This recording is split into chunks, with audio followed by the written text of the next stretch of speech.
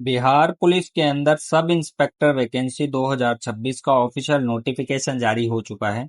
अगर आपके पास ग्रेजुएशन की डिग्री है, जैसे बीए, बीएससी, बीकॉम, अगर आपकी कंप्लीट डिग्री है आपके पास, तो आप इसके लिए अप्लाई कर सकते हैं। इसमें कितनी पोस्ट हैं, क्या सैलरी है, क्या सिलेक्शन प्रोसेस है, कंप्लीट जानकारी जानने के लिए वीडियो को बिना स्किप करे लास्ट तक वॉच करें। ऐसे ही जॉब अलर्ट के लिए चैनल को अभी सब्सक्राइब कर लें। सबसे पहले बात करते हैं इंपॉर्टेंट डेट्स की। इसका ऑफिशियल नोटिफिकेशन 3 जुलाई 2026 को आया है। एप्लीकेशन फॉर्म 9 जुलाई से शुरू हो गए थे। लास्ट डेट यहाँ पे रहने वाली है 9 अगस्त 2026। फीस की भी ये सेम डेट है। इसके बाद जो करेक्शन का शेड्यूल है, एडमिट कार्ड है या एग्जाम से रिलेटेड जो भी जानकारी आएगी वो बाद में नोटिफाई की जाएगी। अब इसका ऑफिशियल नोटिफिकेशन और इसके अप्लाई करने की लिंक आपको डिस्क्रिप्शन बॉक्स में मिल जाएगी। आप वहां से इसका ऑफिशियल नोटिफिकेशन डाउनलोड कर सकते हैं। एज और फीस स्ट्रक्चर की बात करें तो आपकी मिनिमम एज 20 साल होनी चाहिए।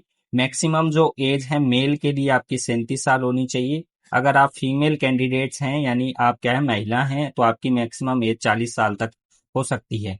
इसके अलावा जो भी इसमें एज से रिलेटेड रिलैक्सेशन आपको चाहिए, तो आप इसका ऑफिशियल नोटिफिकेशन अच्छे से पढ़ लेना। बाकी जो मैक्सिमम और मिनिमम एज का कैलकुलेशन है 1 अगस्त 2025 से किया जाएगा। एप्लीकेशन फॉर्म फीस की बात करें तो सभी कैटेगरी से आप चाहे किसी भी कैटेगरी से बिलोंग करते हैं, चाहे जनरल है, ओबीसी है, ईडब्ल्यूएस है, चाहे आप किसी दूसरे स्टेट के कैंडिडेट हैं, एससी एसटी चाहे बिहार से हैं, तो आप सभी को क्या है 100 रुपया पे एप्लीकेशन फीस क्या है पे करनी होगी।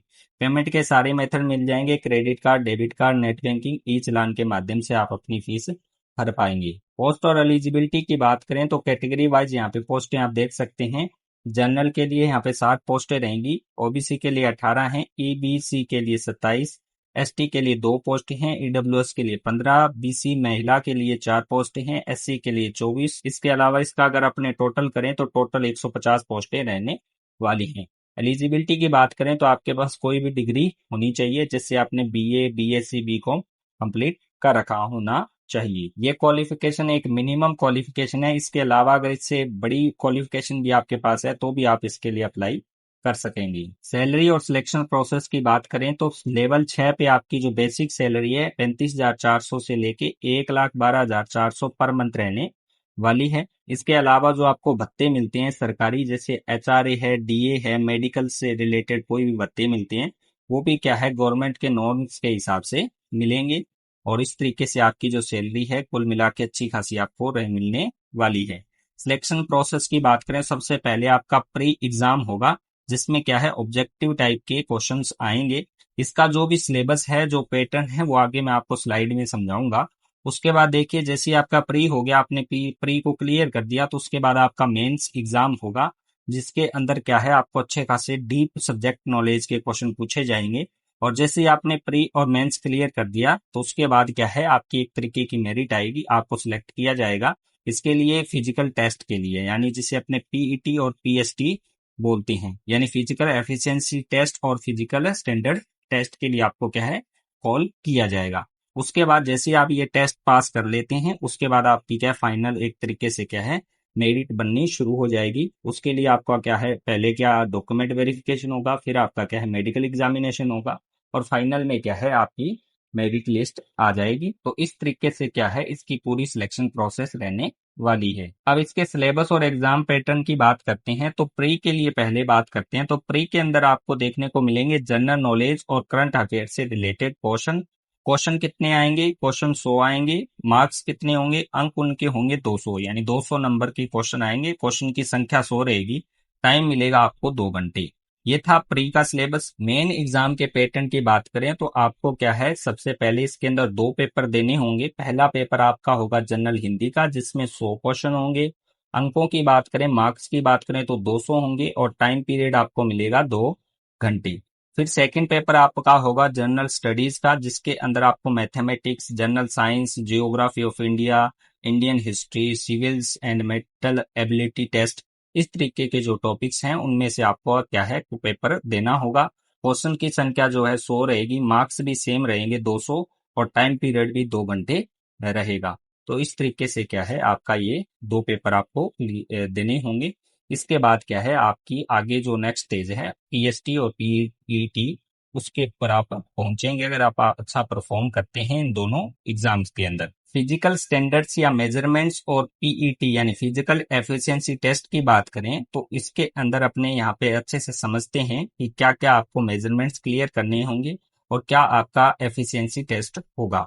अब सबसे पहले अपने मेल कैंडिडेट की बात करते हैं, पुरुष जो कैंडिडेट है उनकी बात करते हैं। तो अगर आप जनरल या ओबीसी कैटेगरी से आते हैं तो आपकी मिनिमम जो हाइट है 165 सेंटीमीटर होनी चाहिए। इसके अलावा जो आपकी चेस्ट है यानी आपका जो सीना है 81 से लेकर 86 सेंटीमीटर होना चाहिए। ये एक्सपेंड और अनएक्सपेंडेबल चेस्ट है, यानी बिना फुलाए आपका सीना जो है 81 सेंटीमीटर होना चाहिए मिनिमम, और फुलाने पे जो है आपका सीना 86 सेंटीमीटर होना चाहिए। अब अदर्स जो भी कैटेगरी के मेल कैंडिडेट्स हैं यानी किसी भी और कैटेगरी से बिलोंग करते हैं मेल कैंडिडेट हैं, उनकी मिनिमम हाइट जो है 160 सेंटीमीटर होनी चाहिए। जैसे एससी के कैंडिडेट हैं, एसटी के कैंडिडेट हैं, पीडब्ल्यूडी के कैंडिडेट हैं, ये मिनिमम हाइट है 160 सेंटीमीटर। और उनकी चेस्ट की अगर बात करें तो 79 से 84 सेंटीमीटर होनी चाहिए। अब अपने बात करते हैं फीमेल के लिए फिजिकल स्टैंडर्ड्स की। अगर आप फीमेल हैं यानी महिला हैं और जनरल ओबीसी कैटेगरी से आते हैं तो आपकी जो मिनिमम हाइट है 155 सेंटीमीटर होनी चाहिए। इसके अंदर महिला के लिए चेस्ट का कोई भी क्राइटेरिया नहीं है।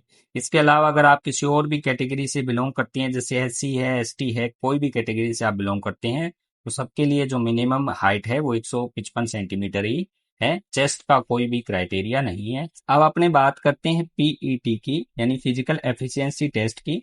तो इसके अंदर आपके क्या है कुछ टेस्ट होंगे। तो उसमें सबसे पहले बात करते हैं मेल कैंडिडेट के लिए रनिंग चैलेंज यानी दौड़ जो कंप्लीट करनी है। अगर आप पुरुष हैं तो आपको 1.6 किलोमीटर की दौड़ कंप्लीट करनी होगी। इसके लिए आपको टाइम मिलेगा 6 मिनट 30 सेकंड। अगर आप महिला कैंडिडेट हैं तो आपको 1 किलोमीटर की दौड़ कंप्लीट करनी होगी 6 मिनट के अंदर। अब बात करते हैं नेक्स्ट जो आपका टेस्ट होगा वो होगा जंप एंड गोला फेंक। इसमें जो पुरुष हैं उनको 4 फीट का क्या है हाई जंप करना होगा। महिला के लिए हाई जंप पे जो मिनिमम क्राइटेरिया है वो 3 फीट का रहेगा। लॉन्ग जंप जो है पुरुष को 12 फीट का करना होगा, महिला को 9 फीट का क्या है लॉन्ग जंप करना होगा। अब गोला फेंक पे आते हैं। अगर आप मेल कैंडिडेट हैं तो आपको 16 पाउंड का क्या है गोला फेंकना होगा। मिनिमम जो उसकी लेंथ होगी वो होगी 16 फीट। यानी जो पुरुष कैंडिडेट हैं उनको 16 पाउंड का लगभग मान के चलिए 7 किलो का जो गोला है उसको 16 फीट तक फेंकना रहेगा।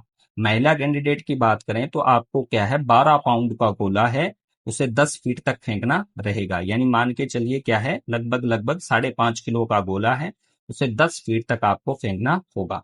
ये सारे टेस्ट आपको देने होंगे और इसमें अगर आप इनको क्लियर कर देते हैं तो आपका पीईटी यानी फिजिकल एफिशिएंसी टेस्ट क्या है पास हो जाएगा। अगर आप इंटरेस्टेड हैं और आपके पास सारे क्वालिफिकेशन है और आप फिजिकल स्टैंडर्ड पे खरे उतर सकते हैं तो आप इसके लिए अप्लाई कर सकते हैं। सबसे पहले इसका नोटिफिकेशन डाउनलोड कीजिए, फिर अच्छे से रीड आउट कीजिए और बाद में इसके लिए क्या है अप्लाई कीजिए।